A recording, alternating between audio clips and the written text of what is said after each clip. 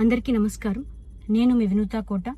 తెలుగింటి ఆడబిడ్డగా మీడియా ద్వారా రాష్ట్ర ప్రజానికానికి, శ్రీకాళహస్తి నియోజకవర్గ ప్రజలకు, నాతో పనిచేసిన మా జన సైనికులకు కొన్ని విషయాలు తెలియజేయడానికి మీ ముందుకు వీడియో ద్వారా వస్తున్నాను.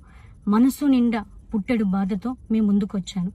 మేము చేయని తప్పుకి మేము జైలుకు వెళ్ళినందుకు కూడా నాకు బాధ లేదు, కానీ మేము చంపాము అని మీడియా ఛానల్లో ప్రచారం చేయడం నాకు చాలా చాలా చాలా బాధ వేసింది. అతని చావులో మా ప్రమేయం లేదని గౌరవ కోర్టు భావించింది కాబట్టే నాకు 19 రోజుల్లో బెయిల్ వచ్చింది. సబ్సిక్వెంట్లీ 1 నెలలో మా అందరికీ బెయిల్ వచ్చింది. మేము ఫారెన్లో లక్షల జీతాలు వదులుకొని రాజకీయాల్లోకి వచ్చింది ప్రజలకు సేవ చేయడానికి, కానీ మనుషుల ప్రాణాలను తీయడానికైతే కాదు. అలాంటి మనస్తత్వం మాది కాదు.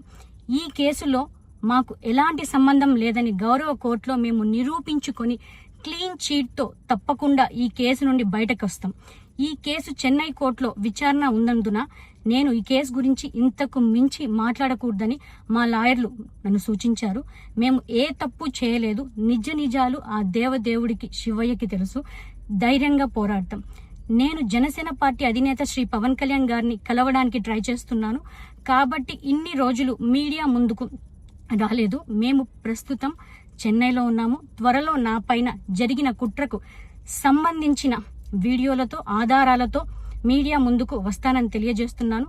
న్యాయం ఎప్పటికైనా గెలుస్తుంది.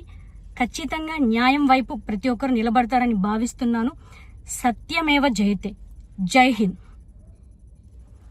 మీ వినూతా కోట.